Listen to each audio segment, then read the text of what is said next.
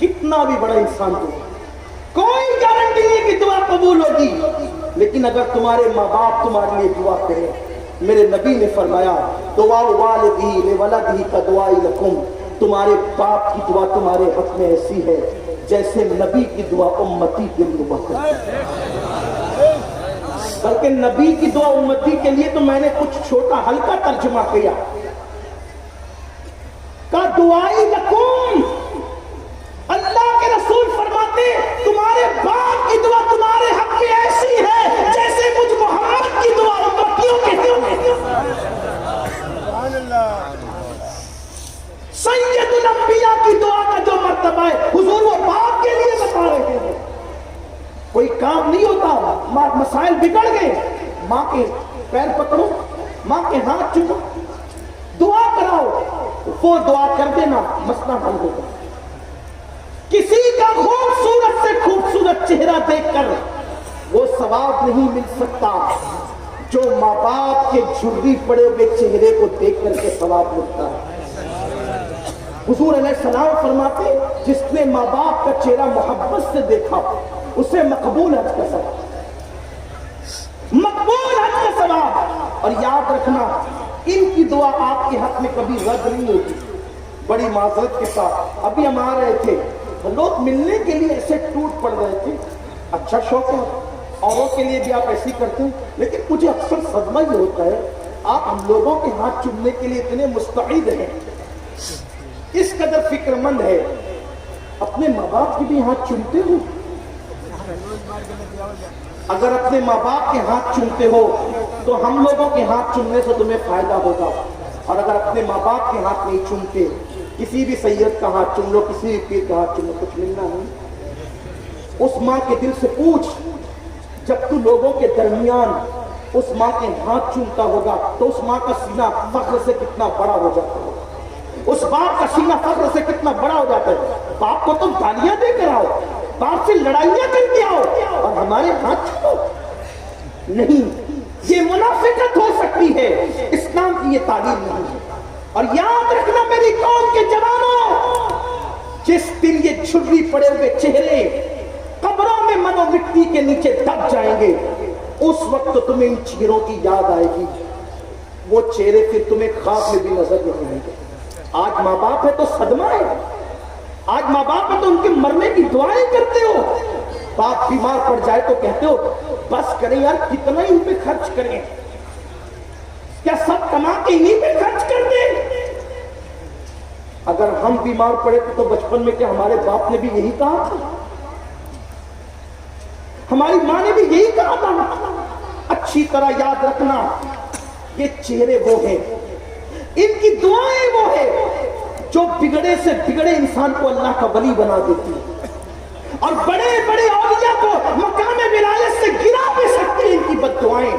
اس لیے ماں باپ کی بد دعا مت لو، ماں باپ کی بد دعا مت لو۔ جب آپ انسان کا دل خوش کرنا انسان کو مقام ولایت رکھنا چاہتا ہے تو ماں باپ کا دل خوش کرنے سے اللہ انسان کو کتنا بڑا مرتبہ عطا فرمائے گا۔ سبحان اللہ۔ ایک دن اپنے ماں باپ کو تم ضرور یاد کرو گے۔ آج جوانی ہے، جوانی کے نشے میں کچھ بھی کر لو، آج جوانی ہے، جوانی کے نشے میں کسی پہ بھی ظلم کر لو، ایک دن جوانی ڈھل جائے گی، ماں باپ نہیں ہوں گے، آپ ماں باپ بن جائیں گے، آپ کو ایک دن ماں باپ ضرور یاد آئے گا۔ ایک شخص میرے پاس ہے، کئی لوگ آتے رہتے ہیں، میرا بچہ روتا بہت ہے، ضد کرتا ہے، میں کہتا ہوں اللہ کرے یہ ضد کرے، اللہ کرے یہ راتوں کو روئے۔ ارے آپ اسی بات کرنے سید صاحب؟ میں نے کہا ہاں، اگر تیرا بچہ راتوں کو نہ روئے گا تو تجھے پتا کیسے چلے گا کہ میرے ماں باپ نے میری پرورش کیسے کی تھی؟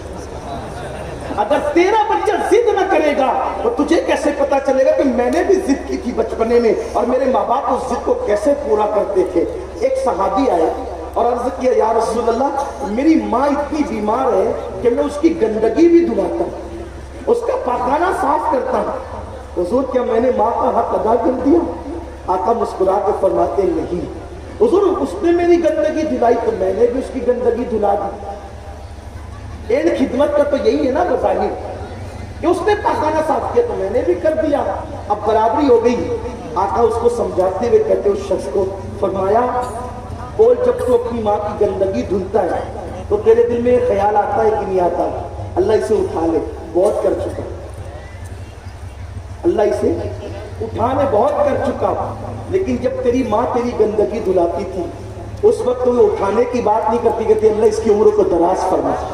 تیری خدمت میں اس کی خدمت میں فرق یہ ہے، تیری خدمت میں اس کی خدمت میں فرق یہ ہے کہ تم خدمت کرتے کرتے کہیں نہ کہیں کبھی نہ کبھی دل میں خیال ضرور آتا ہے کہ بہت عمر ہو گئی، اللہ اسے اٹھا لے۔ ارے کیوں اٹھا لے؟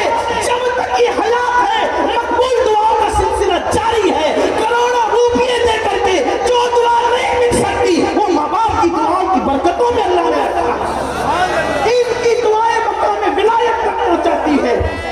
ایک مرتبہ حضرت موسیٰ علیہ السلام، حضرت موسیٰ علیہ السلام ایک مرتبہ جنگل سے تشریف لے جا رہے، جنگل سے جا رہے، جاتے ہوئے آپ تھک گئے، جاتے میں تھک گئے، اللہ سے دعا کی اللہ میں تھک گیا، میرے لیے سواری کا انتظام کر دے۔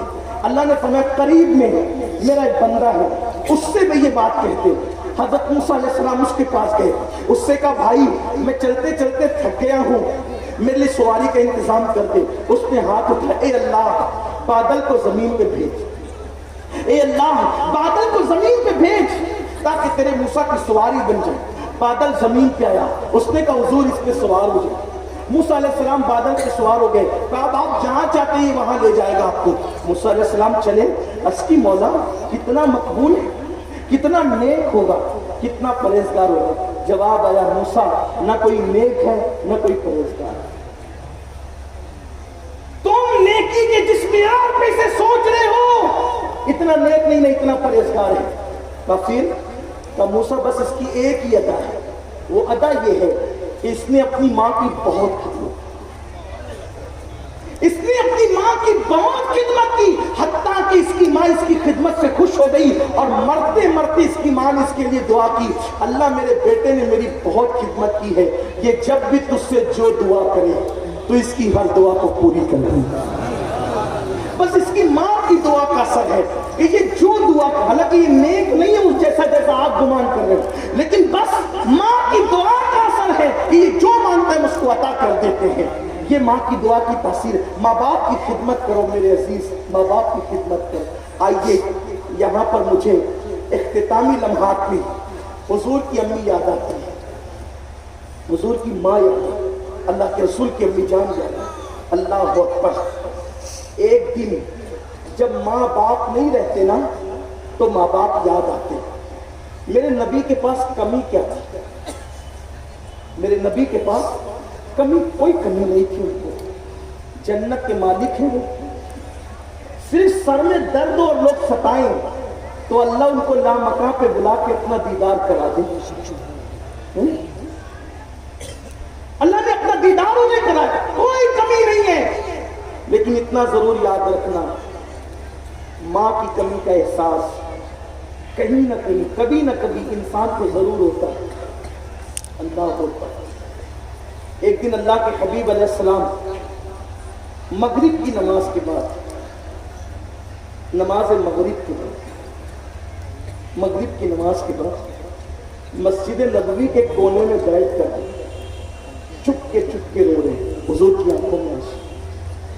کتنی عظیم ماں ہے وہ، کائنات کی عظیم ماں، اس ماں کی طرح کون سی ماں ہو سکتی ہے؟ کسی کا بیٹا غوث ہے، کسی کا بیٹا قطب ہے، کسی کا بیٹا ابدال ہے۔ اے آمنہ تم وہ خوش نصیب ماں ہو کہ تمہارا بیٹا محبوب خدا ہے۔ کسی کا بیٹا کمپنی کا مالک، کسی کا بیٹا فیکٹری کا مالک، کسی کا بیٹا کارخانے کا مالک۔ آمنہ اس عورت اور اس مقدس خاتون کا نام ہے جس کا بیٹا کونین کا مالک ہے، حبیب کردگار ہے۔ اللہ اکبر۔ حضور کی امی یاد آئی ہے تو اپنی گفتگو کو سمیٹتے ہوئے یہ بات میں ضرور کہوں گا کہ یہ بتاؤں آپ کو حضور اپنی امی سے کتنا پیار کرتے تھے۔ اللہ اکبر۔ حضور کی امی، حضور ابھی صرف 6 سال کے تھے، 6 سال کی عمر میں ماں کا وصال ہو گیا، ماں کے پیٹ میں تھے، والد کا وصال ہو گیا، 6 سال کی عمر میں ماں کا وصال، بلکہ وصال بھی ہوا تو سفر میں ہوا، حالت سفر۔ بہت ساری کتابوں سے ایک اتنے مجموعہ نچوڑ پر حضور کی امی کی بارگاہ میں خیرات پیش کرنے لگا ہوں، تھوڑی توجہ کریں اس امید پر کہ اللہ میری ماؤں ہماری ماؤں کی مغفرت کرے، اس مقدس ماں کے صدقے میں کائنات کی اس سے خوش نصیب ماں کوئی نہیں۔ کیوں؟ اس لیے کہ جس نے 9 مہینے تک مصطفیٰ جان رحمت کو اپنے شکم میں رکھا۔ بلکہ یہاں ایک نفیس بات عرض کرتا ہوں اہل علم کے لیے خاص، اللہ اکبر، حضور قبر میں آرام کرتے ہیں، حضور قبر میں آرام اور زندہ ہیں، آرام کریں اور زندہ ہیں۔ میرے امام کہتے تو زندہ ہے واللہ، تو زندہ ہے واللہ، میری جسم عالم سے چھٹ جانے والے۔ اور پھر چونکہ آرام کر رہے تو زمین کا کچھ حصہ حضور کے جسم سے مس ہے، لگا ہوا ہے، حضور کے جسم سے لگا ہوا ہے۔ ٹھیک ہے، بات سمجھ میں آتی ہے؟ آسان ہے، جسم کا کچھ حصہ زمین سے لگا ہوا ہے، تو جسم کے جس حصے سے مٹی لگی ہوئی ہے، جسم کے جس حصے سے زمین کا جو ٹکڑا لگا ہوا ہے، ہمارے محدثین بزرگوں نے لکھا جس زمین کا حصہ حضور کے جسم سے ٹچ ہے، لگا ہوا ہے، اس کا مقابلہ دنیا کا کوئی مقام نہیں کر سکتا، حتیٰ کہ وہ زمین کا ٹکڑا عرش سے بھی افضل ہے، کعبے سے بھی افضل ہے، جنت سے بھی افضل ہے، کوئی اس کے برابر نہیں ہو سکتا جو قبر انور کا حصہ حضور کے جسم سے لگا ہوا ہے۔ بلکہ میرے امام نے بھی کہا ہے کعبہ دلہن ہے، تربت اطہر نہیں دلہن، جو پی کے پاس ہے وہ سہاگن کمر کی ہے۔ اللہ اکبر، وہ حضور کی تربت اطہر کعبے سے عرش سے افضل ہے۔ مجھے بتاؤ زمین کے جس حصے سے نبی کا جسم ٹچ ہو جائے وہ عرش اور کعبے سے افضل ہو جاتے ہیں۔ 9 مہینے تک آمنہ خاتون کے پیٹ میں مصطفیٰ جان رحمت رہے، وجود آمنہ کے مقام کا اندازہ کون؟ سیدہ آمنہ کے وجود، سیدہ آمنہ کے وجود کا اندازہ، مٹی اگر جسم سے مس ہو وہ عرش اور کعبے سے افضل ہے۔ جس وجود میں حضور 9 مہینے تک 9 مہینے تک ہے کوئی ایسی ماں؟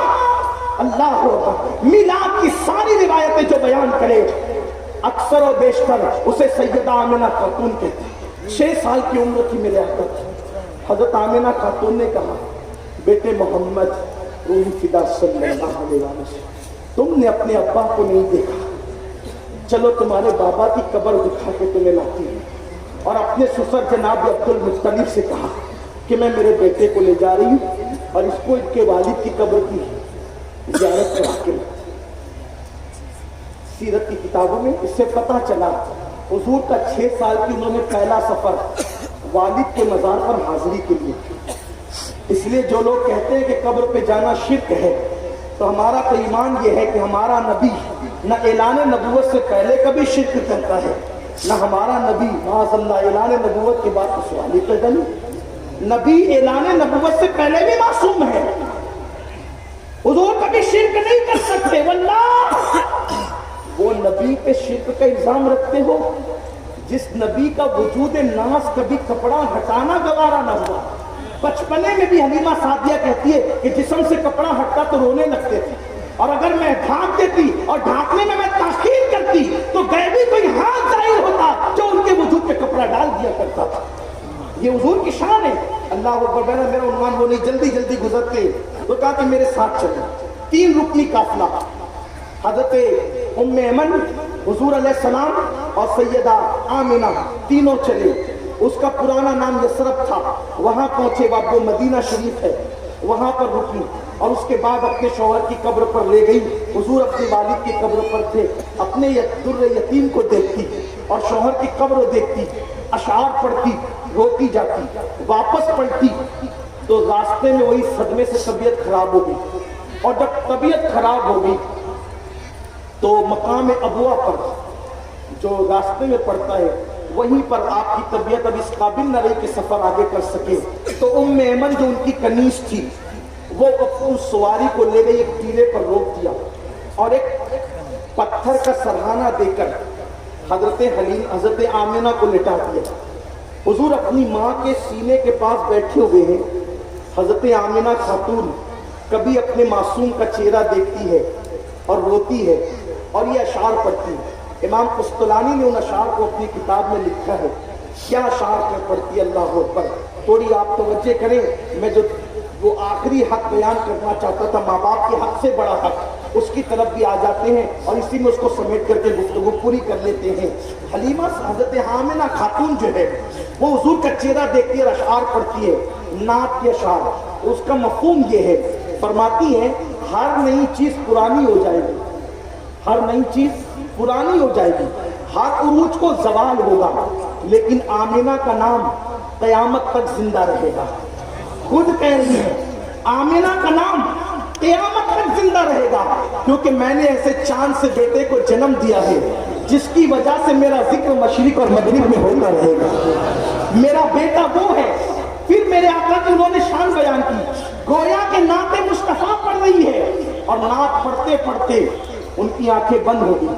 وہ حضور کی شان میں اشعار پڑھ رہی. کیسی ماں ہے، حضور کا چہرہ دیکھ کر، اللہ اکبر، حضور کا چہرہ دیکھ کر حضور کی نعت پڑھ رہی ہے. حضور 6 سال کے ہیں، ماں کے سینے کے قریب بیٹھے ہیں، رو رہے ہیں، ماں بھی رو رہی ہے. اور اچانک وہ اشعار پڑھتے پڑھتے آنکھیں بند ہو جاتی، آنکھیں بند ہوئی.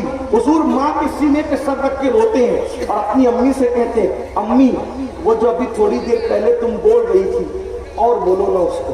ایمن نے چمٹا لیا اور چمٹا کر کے کہا اے محمد، جو لوگ دنیا سے چلے جاتے ہیں پھر وہ کبھی بولا نہیں کرتے. یہ اللہ کی حکمت تھی کہ ایمن نے منع کر دیا، ورنہ میرے نبی اگر دوسری مرتبہ کہتے امی بولو تو دنیا دیکھ لیتی حضور کی ماں بول پڑتی. لیکن ابھی وہ وقت نہیں تھا. قدرت کی حکمت بالغہ ابھی پردے ڈالنا چاہتی تھی. اللہ اکبر. ایمن نے کہا یہ پہلی موت تھی جو حضور کی نگاہوں کے سامنے ہوئی تھی. ایمن نے کہا کہ جو دنیا سے چلے جاتے ہیں ان کو دفن کیا جائے. تو ایمن کے ساتھ مل کر میرے نبی نے 6 سال کی عمر میں پہلی مرتبہ کسی کی قبر کو کھودا تھا. کسی کی قبر صحابہ نے کھودی ہے، کسی کی قبر اولیاء نے کھودی ہے، کسی کی قبر انبیاء نے بھی کھودی ہے. لیکن آمنہ اس مقدس خاتون کا نام ہے جس کی قبر سید الانبیاء نے، امام الانبیاء نے اپنے ہاتھوں سے کھودی ہے. اللہ اکبر. اور قبر کھود کر پھر اپنے ہاتھوں سے ایمن کے سہارے قبر میں رکھا بھی ہے. مٹی برابر کر دی گئی. ایمن نے حضور کا ہاتھ پکڑا اور کہا چلو. کیونکہ جب آخری لمحات تھے تو حضرت آمنہ خاتون ایمن سے کہتی تھی، آمنہ خاتون ایمن سے کہتی تھی ایمن یہ میری بڑی مقدس امانت ہے، یہ میری بہت بڑی امانت ہے. اس امانت کو میں تمہارے سپرد کر رہی ہوں. میری امانت سنبھال کے لے جانا اور اس کے دادا عبد المطلب تک پہنچا دینا. ایمن نے قبر بن جانے کے بعد مقام ابوا میں حضور کا ہاتھ پکڑا کر چلو. میرے معصوم 6 سال کے نبی نے کہا ایمن میری امی. فطرت کہہ رہی ہے ایمن میری امی. ایمن نے کہا اے محمد اب تمہاری امی ہمیشہ یہی رہے گی، اب تمہاری امی ہمیشہ یہی رہے گی، اب ہمیں واپس جانا ہے. حضور نے ایمن کا ہاتھ چھڑایا، پھر ٹیلے کی طرف بڑھے. ایمن ان کو ڈھونڈنے لگی. جب ٹیلے کے اوپر پہنچی تو کیا دیکھا؟ حضور اپنی ماں کی قبر پہ سر رکھ کر کہہ رہے تھے امی تمہیں تو معلوم تھا نا کہ اس وقت دنیا میں میرا تمہارے سوا کوئی اور نہیں، تم بھی مجھے چھوڑ کر چلی گئی. حضور بول رہے سینے سے لگا کر ایمن نے کہا ایسا نہیں کہتے چلو. سینے سے لگا کر لے گئی. ایمن کہتی ہے جب میں اپنے آگے محمد عربی کو اپنی اونٹنی پہ بٹھا کر مکے کی طرف لے جا رہی تھی تو محمد عربی پلٹ کر اپنی ماں کی قبر کی طرف دیکھ رہے تھے. اور پھر پوری زندگی حضور اپنی امی کو بار بار یاد کرتے ہیں. اتنی لمبی تمہید کا مقصد یہی تھا کہ آج جو ماں باپ کی قدر ہم نہیں کر رہے، ایک دن آئے گا ماں کی یاد آئے گی، ماں نہیں ہوگی، باپ کی یاد آئے گی، باپ نہیں ہوگا۔ جب لوگ بلکہ تمہاری اولاد جب تمہاری نافرمانی کرے گی تو تمہیں یاد آئے گی، خوشیوں میں تمہیں ماں یاد آئے گی، غموں میں تمہیں ماں یاد آئے گی، لیکن اس وقت وہ لوگ نہیں ہوں گے۔ یہاں اپنی بات جہاں سے شروع کی تھی آگے بڑھانے سے پہلے ایک بات کہنا چاہتا ہوں، اللہ اکبر، کہ اللہ کے رسول علیہ السلام میرے آقا مغرب کی نماز پڑھا کر مسجد نبوی میں چپکے چپکے رو رہے ہیں۔ صحابہ حضور کے چہرے کو دیکھتے رہتے تھے، تکتے رہتے تھے۔ جب دیکھا کہ آقا رو رہے ہیں تو صحابہ حضور کے قریب گئے اور جا کر کے کہا آقا کیوں رو رہے ہیں؟ آقا کیوں رو رہے ہیں؟ جسے قدرت نے مردے زندہ کرنے کی طاقت دی ہو، جسے قدرت نے پتھروں کو بلوانے کی طاقت دی ہو، جسے قدرت نے درختوں کو اپنے پاس بلانے کی طاقت دی ہو، اس نبی سے صحابہ پوچھتے حضور آپ کیوں رو رہے ہیں؟ رونے کی وجہ کیا ہے؟ میرے آقا فرماتے ہیں اے میرے صحابہ، آج مجھے میری ماں حضرت آمنہ کی یاد آ گئی ہے، آج مجھے میری ماں حضرت آمنہ کی یاد آ گئی۔ مت ترساؤ اپنے ماں باپ کو۔ امام الانبیاء کو ماں کی یاد آئی، ہمیں نہیں آئی، ہمیں نہیں آئی، لیکن پچھتاؤ، بہت پچھتاؤ۔ آج ہمیں گھر کا کچرا سمجھتے ہو، بہت پچھتاؤ۔ دوستوں کے ساتھ فون پر گفتگو کرنے کے لیے وقت ہے، ماں باپ کو دینے کے لیے ٹائم نہیں، بہت پچھتاؤ۔ ان کے دلوں سے جا کے پوچھو جن کے ماں باپ نہیں ہیں۔ جب ہم گھر میں نہیں ہوتے تھے اور کھانا اچھا بنتا تھا تو ماں ہمارے لیے چھپا کے رکھتی تھی، اور آج جب ہم کوئی اچھی چیز لاتے ہیں تو ماں سے چھپا کے رکھتے ہیں۔ ماں نہ دیکھ لے، باپ نہ دیکھ لے، کیا جواب؟ اللہ کے حبیب علیہ السلام سے صحابہ نے پوچھا آقا کیوں رو رہے ہو؟ آقا فرماتے میری ماں آمنہ مجھے یاد آ گئی۔ جب یہ جملہ سنا سب رو پڑے، سب کی آنکھوں میں آنسو آئے، سب رونے لگے سیدہ آمنہ کے لیے۔ پھر میرے آقا علیہ السلام نے جب صحابہ کو روتے ہوئے دیکھا، ان کے آنسو تھمے، تو میرے سرکار نے فرمایا اے میرے صحابہ، اگر آج میری ماں آمنہ حیات ہوتی، اگر آج میری ماں آمنہ حیات ہوتی تو کیا ہوتا؟ آج میری ماں آمنہ حیات ہوتی تو کیا ہوتا؟ صحابہ نے بڑے تجسس سے کہا آقا کیا ہوتا؟ آقا فرماتے ہیں میں تمہیں نماز پڑھا رہا ہوتا، میں تمہیں ایک ایک جملے پہ توجہ، اللہ کرے کسی اولاد کے دل میں بات اتر جائے، میں تمہیں نماز پڑھا رہا ہوں۔ کون؟ نماز لانے والا رسول، جانے نماز، جس کی ادائیں نماز بن گئی وہ رسول کہتے ہیں۔ وہ رسول میں تمہیں نماز پڑھا رہا ہوتا اور میری ماں کو میری ضرورت پیش آتی اور میری ماں مجھے آواز لگاتی محمد ادھر آؤ، میری ماں کو میری ضرورت پیش آتی اور وہ مجھے آواز لگاتی تو میں نماز چھوڑ دیتا، میں نماز چھوڑ دیتا اور لبیک کہتے ہوئے اپنی ماں کی بارگاہ میں حاضر ہو جاتا۔ حضور علیہ السلام نے یہ ماں کا مرتبہ بتایا، فرمایا کہ میری ماں مجھے آواز دیتی تو میں نماز چھوڑ کر اپنی ماں کی بارگاہ میں پہنچتا، اور آج ہماری مائیں ہمیں بلاتی ہے، ہم دوستوں کی محفل چھوڑ کر اپنی ماں کے پاس آنے کے لیے تیار نہیں۔ ہمارا باپ بلاتا ہے، دوستوں کی محفل چھوڑ کے آنے کے لیے تیار نہیں، بلکہ معاذ اللہ ناجائز تعلقات جن لڑکیوں سے ہو گئے ہیں گھنٹوں ان سے بات کرتے ہیں، ماں باپ انتظار میں بیٹھتے ہیں میرا بیٹا آئے گا مجھ سے بات کرے گا، مجھے ٹائم دے گا۔ سب کے لیے ٹائم ہے، ماں باپ کے لیے کوئی ٹائم نہیں ہے۔ میری قوم کے جوانوں ماں باپ کا احساس کرو۔ اور یہاں دوسری بات یہ ہے کہ جس سیدہ آمنہ کی قبر میرے آقا نے اپنے ہاتھوں سے بنائی تھی، 6 سال کی عمر، کھودا بھی تھا بنایا بھی تھا اپنے ہاتھوں سے، آج اس سیدہ آمنہ کی قبر کو وہابیوں نے یہ کہہ کر اکھاڑ ڈالا کہ یہ ایک کافر کی قبر تھی، یہ کافر کی قبر تھی، اور اس پہ معاذ اللہ کچرا ڈالنا شروع کیا۔ جب میں گیا سیدہ آمنہ کے مزار پر میں پھوٹ پھوٹ کے رویا۔ کیوں؟ اس لیے کہ اس پر وہ بدبودار آئل ڈالا ہوا تھا، مزار کھودی جا چکی تھی۔ میں نے کہا کس کی مزار کھودا ہے انہوں نے؟ जिस मजार को मेरे नबी ने अपने हाथों से बनाया। आज लोग कहते हैं मौलाना मसलक की बात मत करो यार, सभी कलमा पढ़ते हैं। मैं सिर्फ आज एक बात करके गुजरना चाहता हूँ, एक बात करके जाना चाहता हूँ अपने जवानों से। आप जाने, आपका काम जाने, हम अपनी जिम्मेदारी पूरी करते हैं। आप कहते हैं सब कलमा पढ़ते हैं, आप उनकी मुखालफत क्यों करते हैं? मुझे बताओ ऐ गंजूर जवानों, अगर तुम्हारी माँ को कोई गाली दे तो क्या तुम उसके पीछे नमाजें पढ़ोगे? तुम्हारी माँ को कोई गाली दे तुम उसके साथ रिश्तेदारियां करोगे? करना आपको क्या आप जाने, लेकिन मेरी माँ उतनी कीमती नहीं जितनी मेरे नबी की माँ कीमती है। मेरी माँ का वो तकद्दुस नहीं जितना मेरी नबी की माँ का तकद्दुस है। क्योंकि किसी का बेटा गौस है, किसी का बेटा कुतुब है, किसी का बेटा अब्दाल है, लेकिन आमिना का बेटा अल्लाह का हबीब सैयदुल अंबिया है।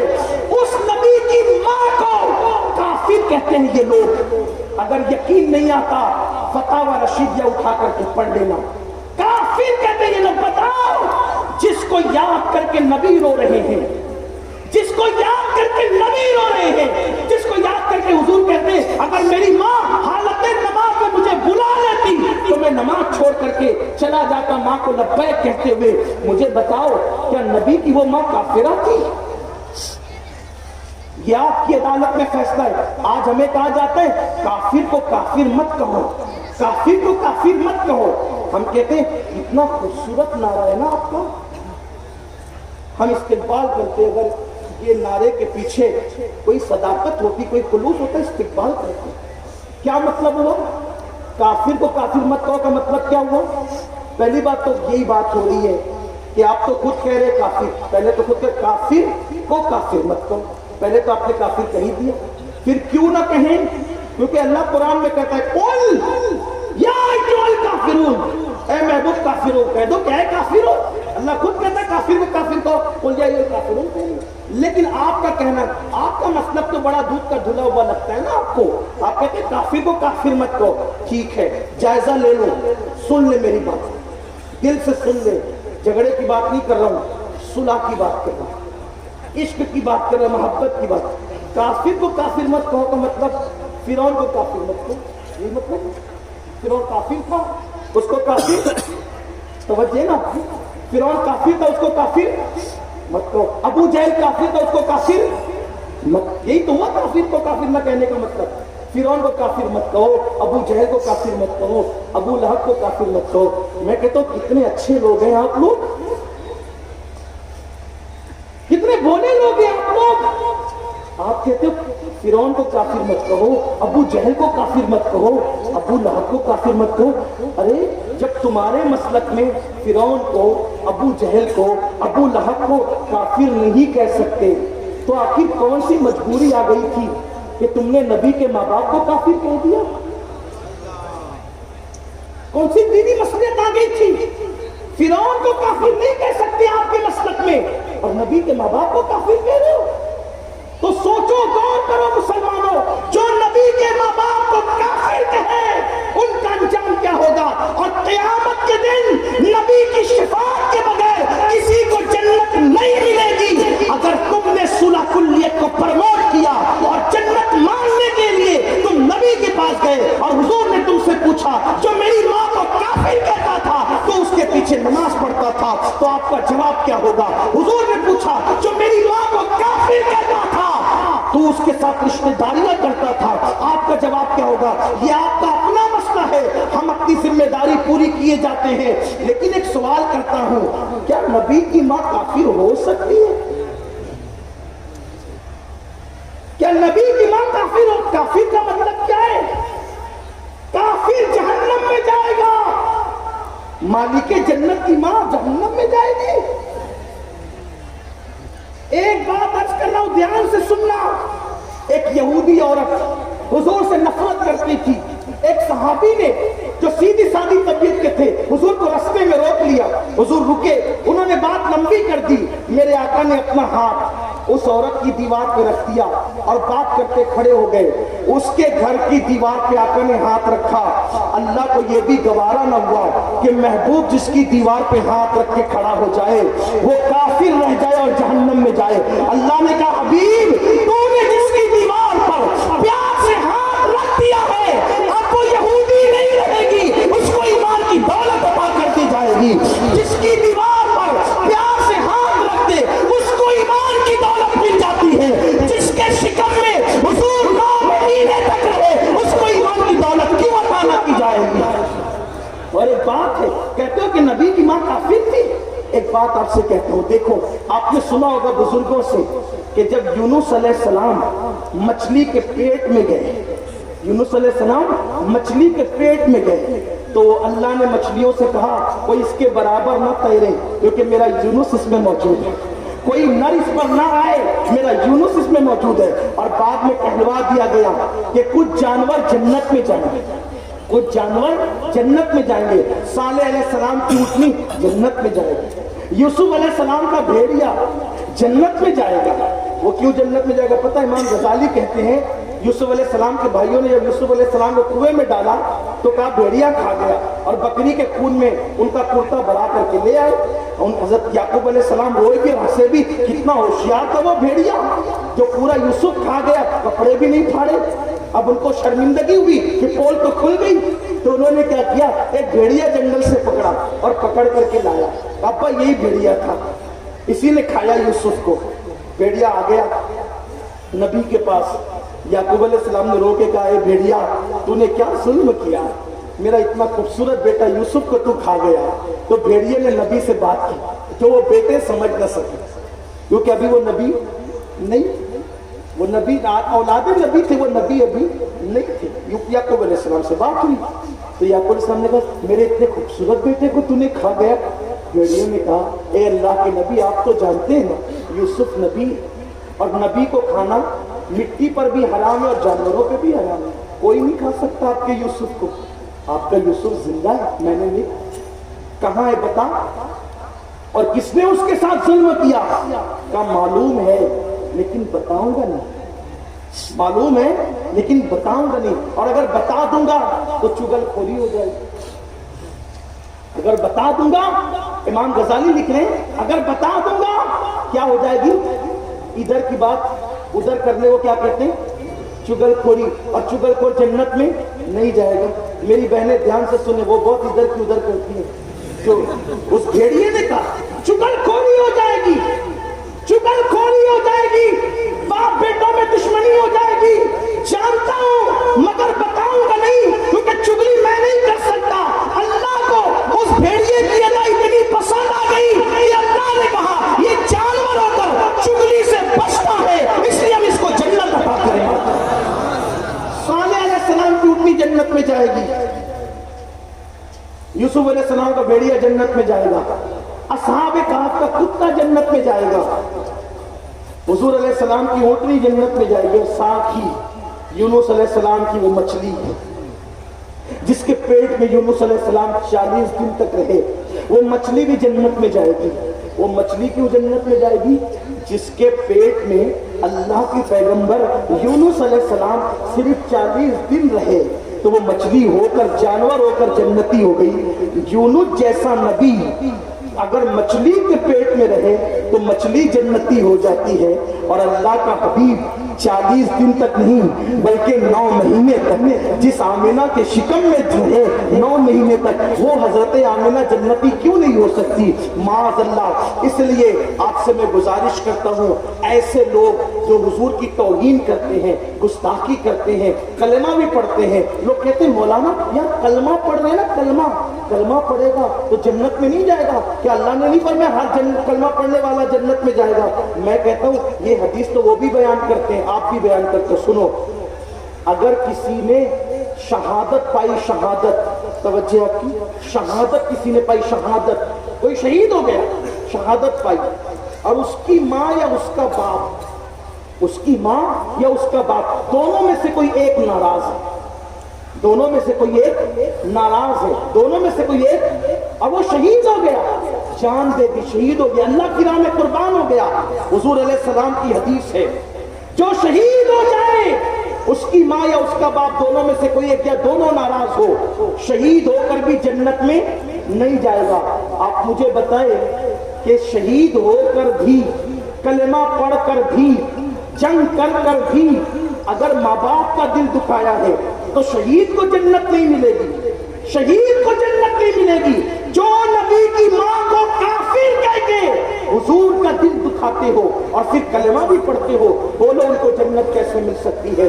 इसलिए सुन्नी जवानों, हर एक के पीछे न भागा करो, रिश्तेदारी करने से पहले सोचा करो, रिश्तेदारी उसी से करेंगे जो नबी का वफादार है, नमाज उसी के पीछे पढ़ेंगे जो नबी का वफादार है। इसलिए कि मेरे अजीज, जो नबी का वफादार नहीं हुआ वो आपका वफादार क्या हो सकता है। और हमें किसी मौलवी से जन्नत नहीं लेना, हमें जन्नत तो महबूब खुदा से लेना है, हबीब खुदा से लेना है। और अपना मसलक ये होना चाहिए, नबी से जो हो बेगाना उसे दिल से जुदा कर दे, नबी से जो हो बेगाना उसे दिल से जुदा कर दे।